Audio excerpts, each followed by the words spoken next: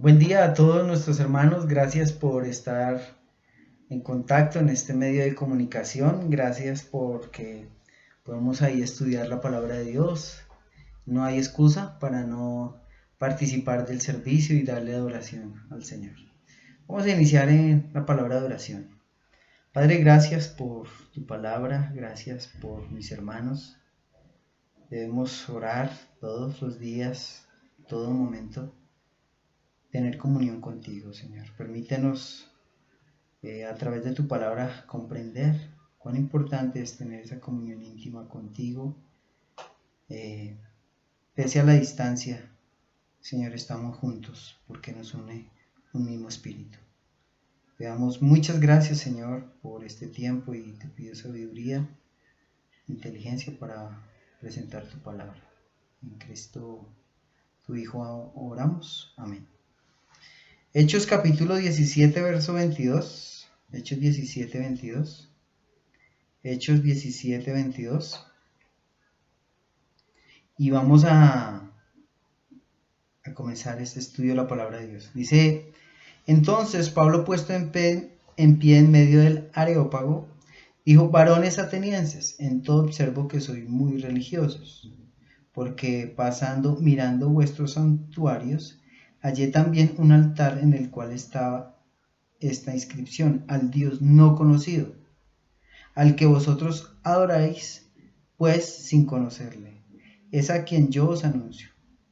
Y Dios, que hizo el mundo y todas las cosas que en él hay, siendo Señor del cielo y de la tierra, no habita en templo hechos por manos humanas, ni es honrado por manos de hombres, como si necesitase de algo, pues Él es quien da a todos vida y aliento y todas las cosas, y de una sangre ha hecho todo el linaje de los hombres, para que habiten sobre la faz de la tierra, y les ha prefijado el orden de los tiempos y los límites de su habitación, para que busquen a Dios, si en alguna manera palpando puedan hallarle, aunque ciertamente no está lejos de cada uno de nosotros, porque en él vivimos y nos movemos, y somos como algunos de vuestros propios poetas también han dicho, porque linaje suyo somos. Siendo pues linaje de Dios, no debemos pensar de la divinidad, que la divinidad sea semejante a oro o plata o piedra, escultura de arte o de imaginación de hombres. Pero Dios, habiendo pasado por alto los tiempos de esta ignorancia, ahora manda a todos los hombres en todo lugar que se arrepientan. Vemos hasta ahí la porción de la palabra, hasta el versículo 30. Y aquí está hablando Pablo en el primer versículo que en medio de un aerópago, Pablo estaba contándoles, hablándole a ellos el mensaje, explicándoles a ellos el mensaje. ¿Qué era un aerópago? El aerópago era un tribunal en lo cual habían 31 jueces que establecían orden y bueno, de hecho condenaban al homicida, bueno, lo que hace un tribunal. Llevaron a Pablo a este tribunal y le preguntaron de qué se trataba el mensaje, ¿sí? Y dice acá que estos varones eran muy religiosos y Pablo utiliza esa inscripción que ellos tenían al Dios no conocido. Y él utilizó esa inscripción para presentar el Evangelio, para predicar el Evangelio. Y ahí recordamos que Pablo no juzgaba a las personas de primera mano, sino que hacía él, buscaba siempre una oportunidad para hablar el Evangelio. ¿Buscas tú una oportunidad para presentar a Cristo, su salvación, su perdón de pecados? Debemos encontrar, y sé que las hay, siempre Dios las coloca, porque la Biblia muestra que nosotros somos luz. Donde tú estés, eres luz. Donde yo estoy, soy luz. Y esa luz tiene que resplandecer. En el versículo 24 dice que Él no habita en templo por manos humanas. Y a veces pensamos que Él habita en una casa o que esa es la iglesia. ¿dónde está Dios? No, Dios no está ahí. Dios está ¿en dónde está? En el templo que somos nosotros los que le hemos recibido. Pero la palabra de Dios enseña en Isaías capítulo 66, verso 1, dice que el cielo es su trono y la tierra el estrado de sus pies. O sea, Dios no tiene un límite de una habitación. En el Antiguo Testamento había un tabernáculo donde estaba la presencia de Dios, donde posaba la presencia de Dios. Y dice que del lugar santísimo salía una nube y donde corría esa nube, ellos seguían esa nube. Donde paraba, ellos se paraban ahí. Y en el Antiguo Testamento era así, mostrando que a futuro, ¿sí? Nosotros nos iba a guiar que el Espíritu Santo, por medio de su palabra, es el que nos guía ahora. ¿Sí? No hay un templo, no hay un lugar donde Dios pueda habitar. Y es sorprendente que Dios no está limitado o encasillado en un lugar. ¿Sí? A través de este tiempo, Dios está ahí en su casa, con ustedes, en medio de ustedes, en ustedes, porque la palabra de Dios dice en Colosenses, en 1 Corintios capítulo 3, en el 16 y 17, que ahora somos nosotros el templo de Dios, el templo del Dios viviente. En el versículo 19 dice que nosotros somos el templo de Dios. Y el que destruye el templo, Dios le va a destruir. Dios habita ahora en nuestra vida, somos su templo, somos su templo. En el versículo 25 muestra que Dios no necesita de nada. Dios no necesita de nada. Él no necesita de nosotros. Él lo puede hacer todo sin nosotros. De hecho, si Dios quisiera que nosotros pudiéramos hacer muchas cosas sensacionales, Él sencillamente lo haría. Lo haría. Pero nos da el privilegio de llamarnos a su servicio. Si usted está en la iglesia y Dios le llama al servicio y le da dones, eso es un privilegio que Dios nos da. Dios no necesita de nosotros para hacer su obra. Dios la hace. Y gloria a Dios por eso. Él muestra en esto, en este versículo, que Él da vida y aliento de todas las cosas. Y todas las cosas. Dios es el proveedor. Y aquí Pablo está utilizando este momento para mostrarle a estos atenienses, a estos hombres de Atenas, que Él es proveedor, que Él es sustentador, que Él es un Dios, es un espíritu que no necesita una casa, que no necesita ser honrado con esculturas, ni nada de eso. Porque dice a continuación, en el versículo 26, y mire lo que dice: y de una sangre ha hecho todo el linaje de los hombres, para que habiten sobre la faz de la tierra, y les ha prefijado orden de los tiempos y los límites de su habitación. Aquí Pablo estaba utilizando, mire, Dios ha dado, vida a todos los hombres, y les ha dado un límite, ¿sí? Estamos aquí por un tiempo. Una vez me subí a una buseta y estaba predicando en la buseta y les decía: ¿ustedes saben por qué estamos aquí? Y se quedaban mirando y les decía: estamos aquí porque tenemos una decisión. ¿Dónde queremos pasar la eternidad? Aquí tú decides. Dios ofrece la salvación, pero está en nosotros si la rechazamos, ¿sí? O la recibimos. Es un regalo, es un regalo. Y Dios nos da esa oportunidad para que nosotros aceptemos el regalo de la salvación. Él da límites. Dios conoce el día que naciste, pero también conoce el día de la muerte. El día de tu muerte, el día de mi muerte. Dios la conoce. Dios sabe si es mañana. Dios sabe si es en un mes, en un año. Dios lo sabe. Dios lo sabe. ¿Sí? Los latidos de nuestro corazón están contados por el Señor. Por eso usted y yo debemos estar preparados. Habrá un límite para esta vida que tenemos y tenemos que estar preparados para ese día. ¿Sí? Él es omnipotente, Él lo conoce todo, omnisciente, omnipresente, Él lo conoce todo. Y Pablo está mostrando todos los atributos del Dios eterno en el cual vivimos. ¿Sí? En el verso 28, ¿sí? Bueno, en el 27 dice: para que busquen a Dios si en alguna manera palpando puedan hallarle, aún ciertamente no está lejos de cada uno de nosotros. Pablo estaba diciendo: mire, ustedes no vean a un Dios lejos, es un Dios cercano, en el cual está con sus brazos abiertos para recibirnos, para perdonarnos. No lo vean lejos. Muchas veces pecamos pensando que Dios está lejos y no se está dando cuenta de lo que estamos haciendo. No, Dios está mirándolo todo, absolutamente todo. Conoce de hecho nuestros pensamientos. Conoce de hecho lo que usted está pensando en este instante acerca de esta enseñanza. ¿Sí? Dios conoce todo, absolutamente todo de nosotros. En el verso 29, siendo pues linaje de Dios, no debemos pensar que la divinidad sea semejante a oro o plata o piedra o escultura de arte o de imaginaciones de hombres. Muchas personas tienen al Dios dinero, ¿sí? Y la palabra de Dios muestra que no debemos seguir al Dios dinero porque no debemos honrar al dinero. El problema no es el dinero, sino el amor al dinero.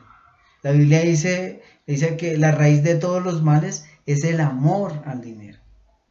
Muchos han prefijado dioses en su imaginación y lo que pensaron lo plasmaron con sus manos y adoran sus dioses y otros siguen esos dioses.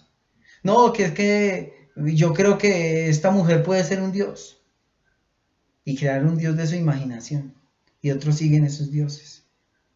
Debemos estar pensando, ¿quién creó esos dioses? ¿De qué imaginación salió? Usted no debe colocar su confianza en algo que pensó otro hombre, sino lo que dice la palabra de Dios. Todos nuestros pensamientos, toda nuestra fe tiene que estar filtrada por la palabra de Dios. Por la palabra de Dios. Dice en el verso 30, pero Dios, habiendo pasado por alto los tiempos de esta ignorancia, ahora manda a todos los hombres en todo lugar que se arrepientan. La palabra de Dios está mostrando que no es porque tú hagas una oración, ¿sí? O que porque hagas un sacrificio esto, o porque hagas una obra esta, eso te va a salvar y te va a poner delante de Dios como uff. No, arrepentimiento. Arrepentimiento. ¿Qué es arrepentimiento? La palabra griega es decir lo mismo. Decir lo mismo. Eso es arrepentimiento. Estar de acuerdo con Dios. Si Dios ve eso como pecado, decir lo mismo. Arrepentimiento es volverse del camino que estábamos andando. Volverse. Es arrepentimiento. Y dice acá, en el verso 31, para que sigamos. Por cuanto ha establecido un día en el cual juzgará al mundo con justicia, por aquel varón a quien designó dando fe a todos, con haberle levantado de los muertos. Hebreos 9:27 dice que está establecido para los hombres que mueran una sola vez, y después de esto, el juicio de Dios. Y aquí Pablo está diciendo, mire, Dios ha establecido un día que juzgará a todos. Juzgará a todo el mundo ¿con qué? Con justicia. Vendrá la justicia de Dios. ¿Sí? Pero vemos algo que en la palabra de Dios, que está la justicia de Dios, pero está la misericordia de Dios. ¿Sí? Si fuera todo misericordia, entonces no habría justicia. Pero no es solo justicia, también hay que misericordia. Y eso lo vemos que Dios está hablando a través de su palabra para que el hombre proceda al arrepentimiento. Antes de que venga esa justicia, ese juicio, Dios provee su misericordia. Dios provee su misericordia. Cuando tú y yo recibimos la misericordia, ya no le recibiremos a Él como juez, porque le hemos recibido como abogado, nuestro defensor. Y eso es. Tenemos una deuda grande de pecado. Impagable. Pero Dios tomó ese pecado en la cruz del Calvario y ahora por su sangre somos libres de condenación. Amén. Y es lo que está diciendo Pablo. Dice en el versículo 22, dice, pero cuando oyeron de la resurrección de los muertos, unos se burlaban y otros decían, ya oiremos acerca de esto otra vez. Está diciendo les predicó, les aclaró bien la doctrina, pero cuando oyeron de la resurrección se burlaron, tomaron en poco la palabra de Dios. Podemos hablar a muchas personas, ¿sí? Y muchas personas te van a llamar extremista, religioso, legalista, fanático. Bueno, van a decirte muchas cosas, pero tenemos que seguir hablando. No debemos callar. Aunque pronto nos sintamos un poco tristes porque las personas no aceptaron, tenemos que seguirlo haciendo. Porque en medio de esa multitud dice que él predicó, pero quedó un remanente. Un pequeño remanente ahí que aceptó el mensaje de Dios. Mire lo que dice Hechos 17:33. Así Pablo salió en medio de ellos. Y en el verso 34 dice, mas algunos creyeron juntándose con él, entre los cuales estaba Dionisio, el Areopagita, una mujer llamada Damaris, y otros con ellos. Este hombre recibió el Evangelio, creyó en el Evangelio, tomó la decisión de aceptar a Cristo como su Señor, y también otros y Damaris entendieron el Evangelio y lo creyeron. ¿Qué reacción tomamos cada uno de nosotros cuando escuchamos la palabra de Dios? Debemos entender que eso debe causar una reacción en nosotros, una decisión en nosotros. Y dice la palabra de Dios que creyeron esto. Otros se burlaron, pero debemos seguir porque la palabra de Dios no vuelve vacía, no vuelve vacía. Estos hombres escucharon mucha teología y aún no rindieron sus vidas al Señor. No hubo decisiones. Muchas personas pueden ir a una iglesia, escuchar la doctrina, pero nunca abrir su corazón cerrado al Evangelio, cerrado. Dios provee salvación, pero la decisión es personal. La salvación es personal. Porque podemos caer en la religiosidad y el ritualismo. Muchos dicen, no, yo voy a la iglesia, oro, leo, abro la Biblia, leo, salgo de la iglesia, y así domingo tras domingo y tras domingo y tras domingo. Donde no hay decisiones. Una vida religiosa, una vida legalista. No. La comunión con Dios y nuestra relación con Dios es mucho más que eso. Y es lo que quiero hablarle en esta mañana.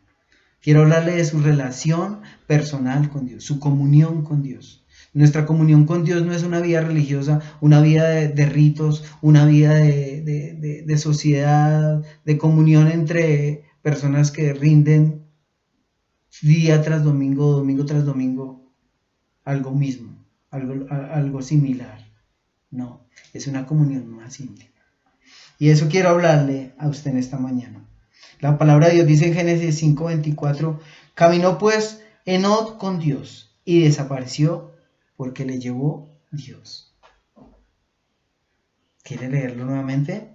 Dice, caminó pues Enoc con Dios y desapareció. Usted ve en todo el transcurso de estos versículos anteriores, dice, y murió y terminó y vivió 200, 300 años, 400 años, y murió. Y la palabra de muerte seguía. Pero hubo alguien que marcó la diferencia y fue Enoc. Dice, marcó la diferencia ¿por qué? Caminó pues Enoc con Dios y desapareció porque le llevó Dios. El primer rapto en la humanidad es este. ¿Por qué? Porque hubo un hombre que caminó con Dios. Y es algo que nosotros debemos ver en la diferencia de una vida religiosa. Muchas personas pueden ir a adorar a una estatua, ir a adorar al Dios no conocido, bueno, y pasarse la vida adorando a alguien que ni conocen, que no han tenido una relación personal. Pero el Dios el que usted y yo creemos es un Dios personal, es un Dios que se relaciona con nosotros. Y es algo que yo le quiero animar a usted, que su relación con Dios no sea basada en cosas metódicas, cuadriculadas, sino una relación personal e íntima con Él. Primero, para que usted tenga una relación con Dios, si quiero hablarle de 3 principios, cómo tener una comunión con Dios, personal, porque yo vivo esa comunión con el Señor. Vivo en esa comunión y disfruto esa comunión con Dios. Para que usted tenga una comunión con Dios, quiero que abra por un instante Hechos 1:8. Es un versículo conocido para muchos de nosotros, pero aquí hay 3 principios en los cuales encontramos una comunión con Dios. Y yo le animo a que usted abra Hechos 1:8. Dice así la palabra de Dios, Hechos 1:8. Devuélvase un poco ahí. Es el inicio de la iglesia y lo que el Señor Jesucristo le estaba diciendo a sus discípulos. Estaba básicamente diciéndoles, ustedes van a tener una comunión con Dios y para poder servir en la obra de Dios tienen que recibir estas 3 cosas, esta comunión con Dios. Miremos. Pero recibiréis poder cuando haya venido sobre vosotros el Espíritu Santo y me seréis testigos en Jerusalén y en toda Samaria y hasta lo último de la tierra. Yo miré este versículo e encontré 3 principios, cómo tener una comunión con Dios cercana, personal. La primera es poder. Subraye esa palabra ahí, poder, en la Biblia. Dice, pero recibiréis poder cuando haya venido sobre vosotros el Espíritu Santo. El Espíritu Santo cuando viene a nuestras vidas nos da poder. Tú y yo necesitamos poder de Dios. La palabra de Dios muestra que el reino de los cielos no consiste en palabras, sino en poder de Dios. El poder de Dios que nos acerca a Él, en el cual tú y yo tenemos comunión con Dios. Es el Espíritu de Dios que hace que mi vida nazca para Dios. Y algo que yo buscaba y el Espíritu Santo me traía a traer Romanos capítulo 8, verso 6. Dice, porque el ocuparse de la carne es muerte, pero el ocuparse del Espíritu es vida y paz. El ocuparse del Espíritu es vida y paz. En el verso 7 dice, por cuanto los designios de la carne son enemistad contra Dios, porque no se sujetan a la ley de Dios, ni tampoco pueden.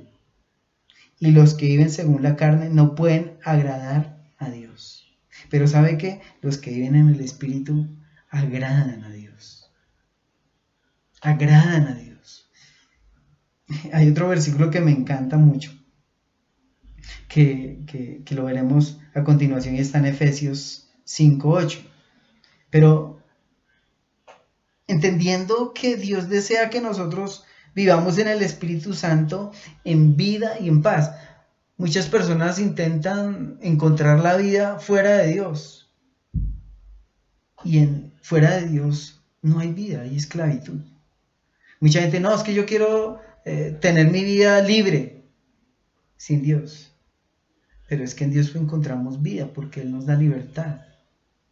Mucha gente, no, yo voy a apartar de Dios porque quiero ser libre. Y como les decía, muchas personas pensando que son libres, no son libres, sino van a ser esclavos de cualquier pecado. Pero el deseo de Dios es que nosotros tengamos vida y paz por medio de su Espíritu Santo. Segundo, testigos. Mire, y me seréis testigos en Jerusalén y en toda Judea y Samaria y hasta la última de la tierra. Y quiero que subrayes esta palabra testigos, porque la palabra testigos significa vivir continuamente con el Señor, ser un testimonio para otros. Eso significa la palabra testigos. Somos un testimonio para otros. No, cuando nacemos del Señor no es algo ritualista. Es una relación personal en la cual las personas ven algo diferente en nosotros. Si no ven algo diferente en usted y en mí, tenemos que cuestionar y evaluar si realmente estamos en la fe. ¿Sí? Mire lo que dice Efesios 5:8, porque en Efesios 5:8 muestra que somos testigos de Dios. Para usted vivir en comunión con Dios y tener una relación cercana al Señor, tiene que marcar la diferencia en donde esté. En donde esté. Efesios 5:8, abra ahí su Biblia. Dice, porque en otro tiempo eras tinieblas, mas ahora sois luz en el Señor. Andad como hijos de luz. ¿Y sabe qué significa andad? Ese es un verbo continuo en el cual está diciendo, siga viviendo en luz. ande, camine, actúe. Y de aquí unos principios. Dice verso 9, porque el fruto del Espíritu es en toda bondad, justicia y verdad. Aquí está hablando, mire, un hijo de Dios, un hijo que anda en luz, un hijo que anda en esa luz que le ha dado el Señor. ¿Cómo actúa? En bondad. Es una persona bondadosa. No es una persona tacaña, no es una persona miserable, no, es una persona generosa. ¿Sí? Generosa. De hecho, Pablo le dice, el que robaba ya no robe, sino que trabaje y tenga con qué compartir a los que padecen necesidad. Mire, dice acá, justicia. Mire, generalmente muchas veces somos injustos y actuando de una manera equivocada. Pero Dios desea que nuestra vida sea transformada, no solamente con palabras, sino con acciones. Y dice acá, en verdad también. Y verdad significa integridad.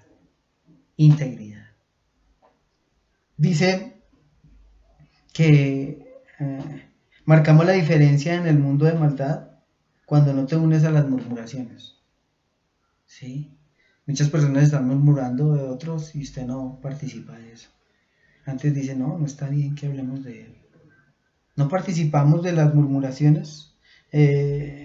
Somos buenos obreros. No participamos de la vagancia de otros que están ahí. Ya se fue el patrón. Entonces yo no.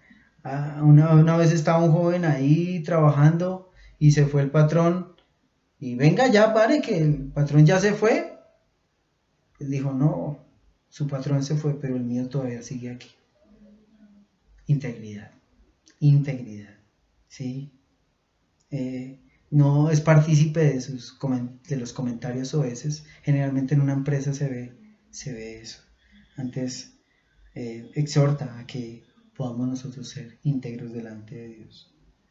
Verso Efesios 5:9 dice, comprobando lo que es agradable al Señor. ¿Sí?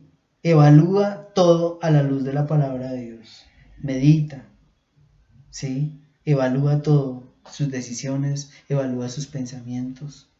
Todo lo evalúa, lo medita. Antes de tomar una decisión, ¿sabe qué él dice? Esto pienso yo, esto quiero yo, pero ¿qué quiere el Señor?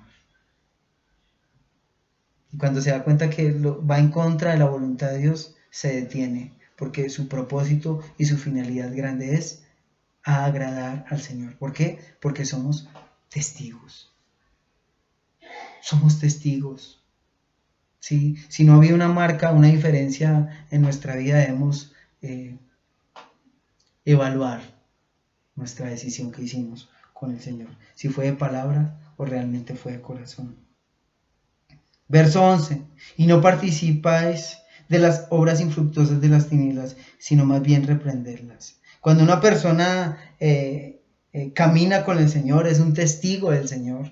Esta persona que habla cuando debe hablar y calla cuando debe callar. Y cuando debe hablar, aunque se le venga el mundo encima, habla. ¿Sí? Dice acá, y no participa de las obras infructuosas de las tinieblas, sino más bien que las reprende. ¿Y qué está diciendo? Cuando alguien está haciendo algo malo, no calla. Y si estás haciendo algo malo, arrepiéntete. No es agradable delante del Señor. La palabra de Dios muestra esto. ¿Sí? Muchos te pueden decir, no, pero es que es mi vida, no se meta. Bueno, está bien, perdón. Pero la palabra de Dios enseña esto.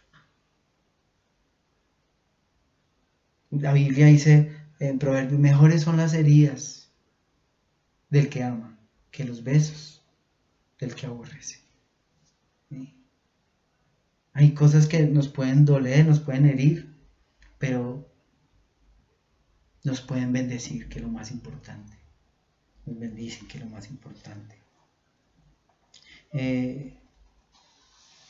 Algo que nosotros podemos ver como creyentes es que hay un mundo de maldad que se pierde y necesita testigos, hombres de testimonio, ¿sí? Hombres que muestren un testimonio de salvación y de vida eterna.